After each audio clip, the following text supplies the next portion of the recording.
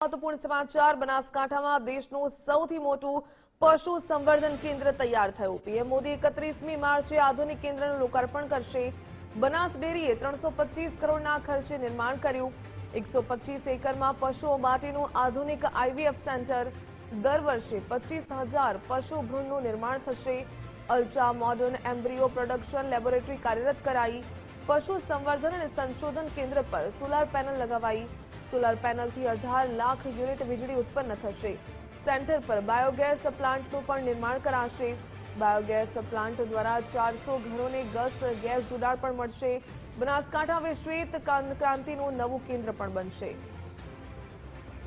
ઉલ્લેખનીય છે કે ઘરોને ગેસથી જોડાણ મળશે। બાયોગેસ પ્લાન્ટ દ્વારા 400 જેટલા ઘરોને ગેસ જોડાણ મળશે।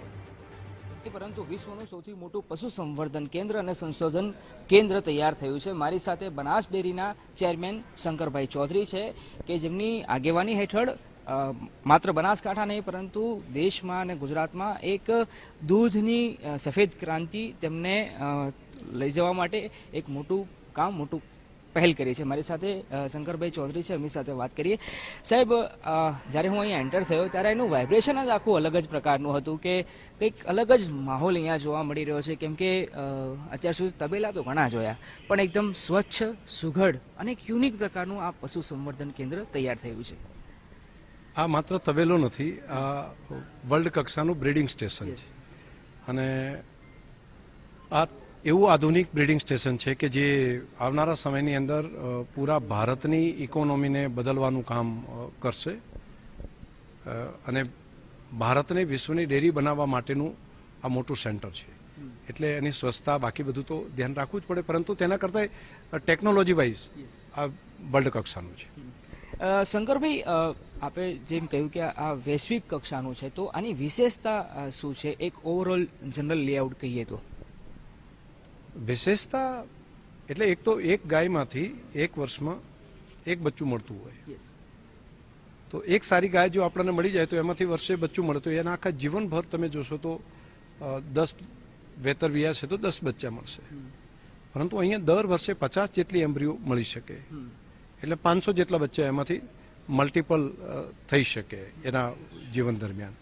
તો એક સારી ઓલાદ, એક સારી બ્રીડ, તેને કઈ રીતે મલ્ટિપલ કરી શકાય, તો એની એમ્બ્રિયો લઈને લેબની અંદર એનું ફલનીકરણ કરવામાં આવે અને ફલનીકરણ ત્યાંથી કરીને બાકી ઓછું દૂધ આપતી હોય તેવી ગાયના ગર્ભમાં પણ એનું જો પ્રત્યારોપણ કરીએ તો તેમાંથી પણ સારી ઓલાદની બચ્ચું મળી શકે। દાખલા તરીકે એક સારી 20-25 લીટર દૂધ આપતી ગાય હોય, તેની એમ્બ્રિયો અને સારા સાયરની સાથે એનું સમાગમ કરાવી લેબની અંદર ડેવલપ કરી અને તેને જો અમે આ પ્રમાણે લેબની અંદર જો મૂકીએ, લેબમાંથી તૈયાર કરી અને પછી જો એમ્બ્રિયોને 4 લીટર દૂધ આપતી હોય તેવી ગાયના ગર્ભમાં પ્રત્યારોપણ કરીએ તો પણ તેમાંથી બચ્ચું આવશે। 28-30 લીટર દૂધ આપતી ગાયનું બચ્ચું તૈયાર થશે। ટૂંકમાં સર, સાદી ભાષામાં કહીએ તો આજની જેનજી ભાષામાં જે સમજ આપે કે અત્યાર સુધી એવું સાંભળ્યું હતું કે ખાલી મનુષ્ય માટે આઈવીએફ સેન્ટર હોય, પણ જાણીને લોકોને હવે એ લાગે કે બનાસકાંઠામાં એક બ્રીડિંગ સેન્ટર કહી લો અથવા તો આઈવીએફ સેન્ટર કહી લો ગાય અથવા તો ભેંસ માટે, એટલે લોકોને સાંભળતા આશ્ચર્ય થાય સર, એ પ્રકારની વાત। આ આઈવીએફ જ છે, આઈવીએફ પદ્ધતિ જ છે કે એની એમ્બ્રિયોને બહાર ડેવલપ કરીને લેબમાં ડેવલપ કરીને પછી એની અંદર પ્રત્યારોપણ કરવામાં આવે, એટલે જે ગુણ તમારે જોઈએ છે, જેવા ગુણ ગાયને ભેંસના, એ બધા એની અંદર ઉતારી શકાય। અને એનાથી અમે એક ચીપ પણ ડેવલપ કરી છે કે તેના જીનોમિક સિલેક્શન માટેનું, અને જીનોમિક સિલેક્શન પણ અમે કરીએ છીએ કે તેના મારવાનો ગુણ, ભેંટું મારવાનું કેટલું છે, એની સરળતા કેટલી છે, એનું દૂધની ક્વોલિટી કેવી છે, એના બ્રીડિંગ વેલ્યુ કેટલી છે, તે એને વંશમાં એને પરંપરાગત કેટલી આનુવંશિક ગુણો તેની અંદર ઉતરશે, તો એ બધું આની અંદર સમાવેશ કર્યું છે।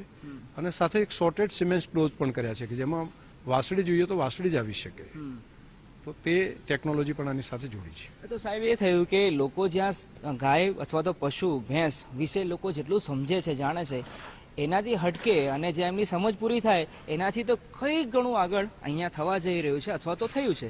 એટલા માટે જ હું કહું છું કે વિશ્વની અંદર જે વિજ્ઞાન બાયોલોજીકલ ગાય ભેંસની અંદર જેટલું જે દુનિયાની અંદર સારું છે, દાખલા તરીકે એની અંદર એઆઈનું કામ ચાલ્યું, એ પછી આઈવીએફનું અત્યારે કામ ચાલ્યું, હવે એ બધી ટેકનોલોજીનો ઉપયોગ અહીંયા આગળ કર્યો છે।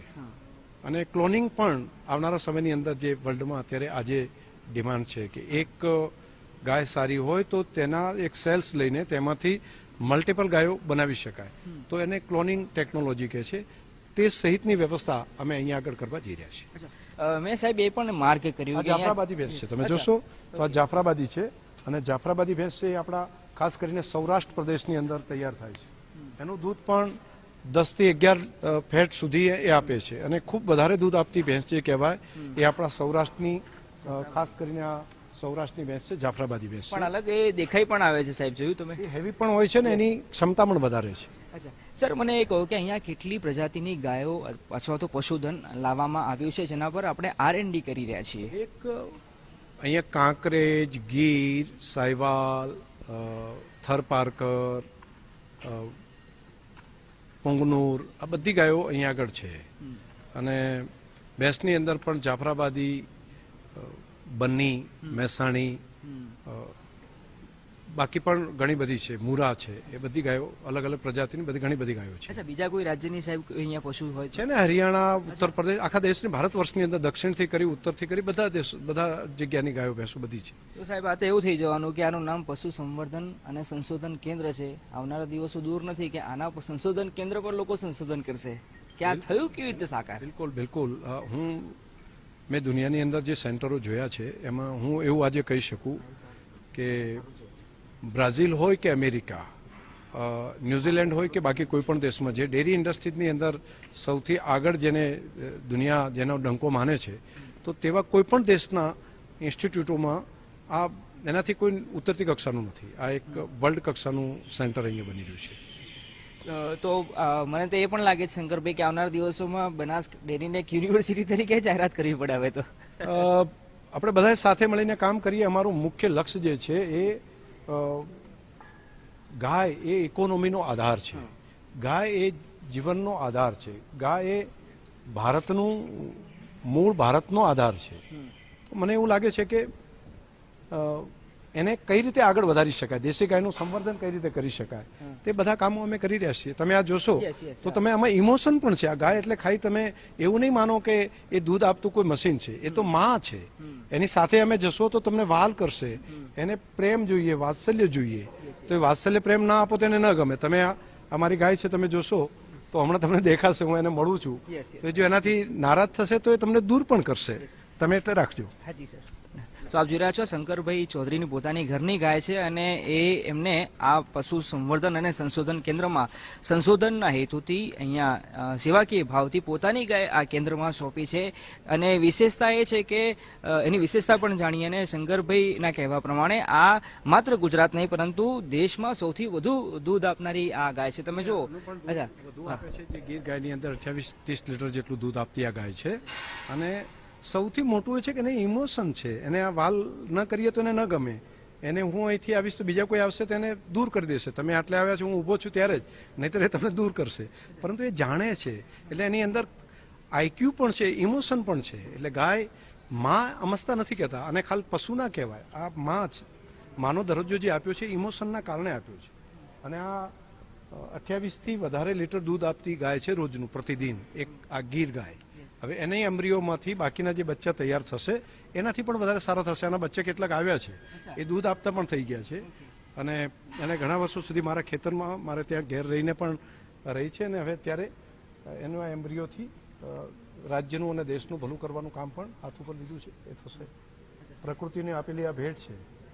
અને શંકરભાઈ એટલા માટે જ આ એક ઇમોશન તમારા જોડાયેલા છે પશુપાલન ક્ષેત્ર સાથે, અને એટલા માટે જ તમે આટલે સુધી પહોંચ્યા છો. તો આખી આ જર્નીની વાત કરીએ અને આ સેન્ટરની વાત કરીએ તો સર કયા કયા ચેલેન્જીસ તમારી સામે હતા? કેમ કે ટેકનોલોજીને અહીંયા લાવી અને એના પર કામ કરવું, એક્સપર્ટ જાણકારો લાવવા, એ પણ એક સૌથી મોટો પડકાર છે. દુનિયામાં જે સારું છે એને લોકભોગ્ય કરીને આપણી ભારતીય વ્યવસ્થાને અનુરૂપ કઈ રીતે બનાવવું, તે અમારો મુખ્ય ઉદ્દેશ રહ્યો. અને બ્રાઝિલ પણ હું 2 વખત ત્યાં ગયો, અલગ ત્યાંથી પણ તેમનું પણ જાણ્યું, બાકીના દેશોમાં પણ જાણ્યું.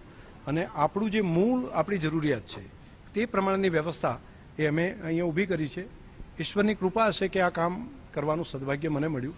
અને આવનારા સમયમાં ભારત એ વિશ્વની ડેરી બને તેના માટેનો જે આપણા દેશના પ્રધાનમંત્રી મોદી સાહેબનો જે સંકલ્પ છે એ સંકલ્પ 100% સાકાર થશે. એમણે ગોકુલ મિશન યોજના મૂકી અને ગોકુલ મિશન અંતર્ગત ભારતની દેશી ગાયો છે તેની અંદર જે સ્ટ્રેન્થ રહેલું છે, જે હોટ ટોલરન્સી, એનું રોગપ્રતિકારક શક્તિ, તેનું દૂધની સારી ગુણવત્તા, એ બધા સદગુણોને જોઈ વિચારીને એમણે આ મિશન મૂક્યું. એ મિશનને ધરતી ઉપર લાવવાનું કામ એ બનાસના માધ્યમથી અમે કરી રહ્યા છીએ. સાહેબ, અહીં કુલ કેટલા પશુઓ રાખવામાં આવે છે, ગાય અથવા તો ભેંસ, અને નંબર ઓફ કહી શકો? અહીંયા 1000થી વધારે ગાય ભેંસ અહીંયા રહેશે આ સેન્ટરમાં, અને એનું આઈવીએફનું કામ અહીંયા આગળ થશે અને એની એમ્બ્રીઓને ફ્રોઝન કરીને એને ગામો સુધી પહોંચાડવાનું કામ પણ અમે કરીશું. તો કેપેસિટી સાહેબ કેટલી છે, કેટલા રાખી શકીએ અહીંયા આપણે? 25,000થી વધારે એમ્બ્રીઓ લઈ શકાશે અને ગાય ભેંસની સંખ્યા 1000થી વધારે અહીંયા રહેશે ને બદલાતી જશે, સતત ચેન્જ પણ થતું જશે. કેટલાક વાસળીઓ પણ હશે, કેટલીક ડોનર પણ હશે, કેટલીક જેની અંદર આપણે ગર્ભ મૂકવાનું છે, તો એવી જશોદા જે કહીએ ને તેવી પણ બનશે, જેના ગર્ભની અંદર આનું પ્રત્યારોપણ પણ કરવામાં આવશે, તેવું પણ હશે. અચ્છા સાહેબ, માત્ર ગાયનું સંશોધન અથવા તો સંવર્ધન પૂરતું આ કેન્દ્ર નથી રહેવાનું. એક આપણે બાયોગેસ પણ આવનારા દિવસોમાં અહીંયા એને પ્લેસ કરવા જઈ રહ્યા છે, સાથે સાથે સોલાર પણ અહીંયા છે. એની વિશેષતા શું છે? 100% વીજળી અમે સોલારથી લઈ રહ્યા છીએ. આમાંથી એક પણ વીજળીના મોટા પંખા તમને હેવી દેખાય છે ને, આમાં ફરી રહ્યા છે, એ પંખા એકે બીજી લાઇટથી નહીં, સોલારથી થશે. એટલે અમે ઉપર રૂફટોપની અંદર સોલાર કર્યું છે, એટલે ગ્રીન પ્રોજેક્ટ આખો છે. પાણી માટે પણ અમે એવું જ કર્યું છે કે એનું વરસાદી પાણીનું 100% સંગ્રહ કરવા માટે મોટા પોન્ડ બનાવ્યા છે અને એનું રિસાયકલિંગ કરવાનું કામ પણ કર્યું છે. અને ગેસ પણ આમાંથી બનશે, જેમાંથી જ એની વ્યવસ્થા થશે. ફોડર પણ અહીંયા જ તૈયાર કરવાનું અમે કર્યું છે. ગાય ભેંસ માટેનું જે ખોરાક હોય એ પણ આ ખેતરની અંદર જ તૈયાર થાય. એટલે અમારું 250 વીઘાથી વધારેની જે જમીન છે એનો આ રીતે અમે ઉપયોગ પણ કરી રહ્યા છીએ. શંકરભાઈ, આના વિશે તો જેટલું પૂછીએ એટલું ઓછું છે, અને જેટલું જાણીએ એટલું ઓછું કહેવાય, એવું કહેવાય. આ ગાય માટેનું એક તીર્થ સ્થાન બનશે અને પૂરી માત્ર ભારત માટેની, દુનિયા માટેનું એક એવું સેન્ટર બનશે કે જેમાં તેના સ્નાતકો, જેની અંદર જેને પીએચડી કરતા હશે તેવા વિદ્યાર્થીઓ આવશે, તેના જાણકારો પણ આવશે. અને આવનારા સમયમાં ભારત એ દુનિયાને દિશા આપવાનું જે કામ અલગ અલગ ફિલ્ડમાં જે કરે છે, જે રીતે યોગમાં કર્યું છે, જે બાકી કામોની અંદર કર્યું છે, તો આવનારા સમયની અંદર ગૌ સંવર્ધનના કામની અંદર પણ આ એવું એક સેન્ટર ભારત દેશનું દુનિયા માટે હશે. સાથે આ જે લોકો જોઈ રહ્યા છે એમને સવાલ એ પણ થાય કે આટલું સારું કામ થઈ રહ્યું છે, તો એમની પાસે ઉચ્ચ કોટીની ગાય હોય અથવા તો ભેંસ હોય, પશુ હોય, તો એની પ્રક્રિયા શું રહેતી હોય છે? કેમ કે આપના સ્ટાફ પાસે એ પણ જાણ્યું કે આપણે તકેદારી એ રાખીએ, માની લો કોઈ નવું પશુ આવે તો એને ક્વોરન્ટાઇન પણ કરવામાં આવે છે. એટલે દરેક નાની નાની બાબતોનો ખ્યાલ અહીંયા રાખવામાં આવે છે. એના જે માપદંડો છે, જે ખાસ કરીને પશુપાલન ડિપાર્ટમેન્ટના જે વર્લ્ડ વાઇઝ, એ બધા નિયમોનું પાલન કરીને આ સેન્ટર ડેવલપ કરવા જઈ રહ્યા છે. એના ડિસીઝ ફ્રી હોય, એનું કોઈ રોગ અંદર ન હોય, એ બધી બાબતોનું ધ્યાન રાખ્યું છે. અને આ ઈશ્વરે અમારી બનાસકાંઠા જિલ્લાના પશુપાલકોના પુણ્યના કારણે આ કામ થઈ શક્યું. અને અમે આભારી છીએ દેશના પ્રધાનમંત્રી મોદી સાહેબના કે એમણે એક મિશન તો અમને આપ્યું, સાથે સાથે સહયોગ પણ કર્યો એનડીડીબીના માધ્યમથી, અને જે કારણે કરીને આ કામને અમે આગળ લઈ જઈ શક્યા. મોદી સાહેબની પ્રેરણાના કારણે આ કામને અમે સફળ કરી શક્યા. એમણે કહ્યું કે દેશી ગાય એ વિશ્વ માટે એક આશીર્વાદ રૂપ થશે, ભારતીય ગાય, અને આનું સંવર્ધનનું કામ કરો, અને આ કામને અમે આગળ લઈ જઈ રહ્યા છીએ. તો આ તો આત્મનિર્ભરનો જે વાત છે, તો એ અહીંયાથી જ બધું, કેમ કે દૂધ પણ અહીંયા જ માની લો કે આવશે, તમે કીધું કે વીજળી અહીંની, પાણી અહીંનું, બાયોગેસ અહીંનું, બધું અહીંનું, તો સંપૂર્ણપણે 100% બની ગયું આત્મનિર્ભર તમારું કેન્દ્ર. આત્મનિર્ભર એટલે સસ્ટેનેબિલિટી એ પણ એટલી જ જરૂરી છે કે સાતત્યપૂર્ણ રહે અને વિકાસના માપદંડો સાતત્યપૂર્ણ હોવા જોઈએ. એટલે આ ગોબરમાંથી ખાતરમાંથી ફરી પાછું નવું અનાજ કે ખેતીનો પાક અથવા ઘાસ, અને જે બાકીનું જે ગોબર એનું પણ, અને દૂધની પણ એક ઇન્કમ ઊભી થાય. તો એનું પાર્લર પણ તમે જોશો, એ પણ તમને જોવા મળશે ત્યાં. તો દૂધ સાથે સાથે આ બધા કામને લીધું છે. સાચા અર્થમાં પશુધન શબ્દ વપરાતો આપણા ત્યાં. પશુ એ ધન છે, સાચું ધન પશુ છે. તો આ પશુધન એની કાળક્રમે થોડું કાળબાહ્ય બની ગયું, પરંતુ ફરી એ સમય આવી ગયો છે કે માણસને સારા ખોરાક સિવાય કેન્સર મુક્ત ખોરાક જેને લેવા હશે, નવી જનરેશન આપણી આગળ ચાલી શકે તે માટે જો કામ કરવું હશે, તો ગાય અને પ્રાકૃતિક કૃષિ આ બેનો આધાર છે. તેના આધારે જ આપણે આગળ વધવું પડશે.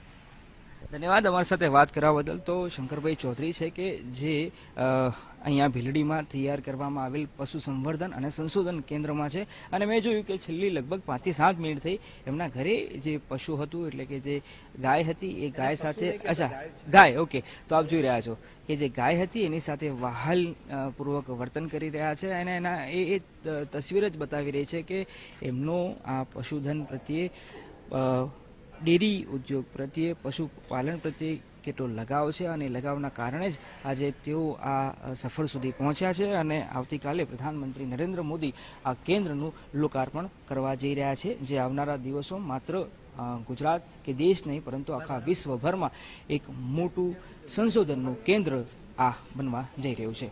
કેમેરા પર્સન સંદીપ રાઠોડ સાથે અર્પિત દરજી, ગુજરાત ફર્સ્ટ, બનાસકાંઠા.